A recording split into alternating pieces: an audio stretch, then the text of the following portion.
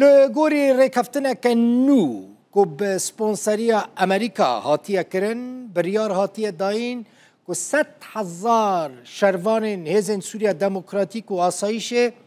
تولی وزارت بروانی وزارت نافخوا یا سوریه ببن. اندامه که شانده دانستاندنان اشکره که گوته چاوره کرن حتی داویا وی ساله 2025 او هر دو هز یعنی حسد و آسایش ادی به تمامی بکوین ناوا ارتشا سوریه ببن بشک جو وزارت بروانی و بشک جو ارتشا نو یا سوریه. سن حریب برسوم ویا که بیجه او بخوا اندام شانده دانستاندنان لگل شامه راگهاند گو هفدیتن و بردوام بن جبو لهفکرنا لسر هورگلیان و دازانین که سردانوان یا به و هفته یا لپیش به یعنی او هفته یا لپیش بچن شامه لعالی دن سروک اوفیسا انا کسی لشامه مهابات تزیانی جرودا ویرا گود او دجوینا بیدا یا شانده هفبش دوسیا لشکرین روش وکن دل لشکرین روش اجمارا کمزنه هزارانن کچو کرین روش آوای کرسانینه پیشمرگن الویداره لباشوری کرسان دمینن پروفیسیونالن بیج ورا بیجم شرکی مزن لدجی داعش کرن و هنجی لورن بیج ورا بیجم تماشاوان هیجا کرد لبنده ویا کنه کرد حزدکن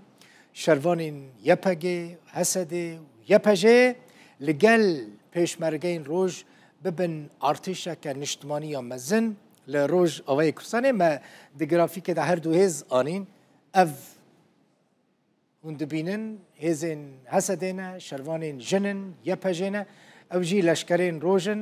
لشکرین روژی الویداره هر دو آلیان یعنی هم شروانین یپجه حسده لدجی داعش شرکی مزن کرن هم جی لشکرین روژ شهید دان وان جی شرکی گلکی مزن بقهرمانی لدجی داعش کرن مهابات تزیانی دبیجه هایا وان جدان استاندنین حسده و حکومت سوریه تنیه پیوسته هفبشیه که جدی دنابر وان و ریو بریا خسر دهبه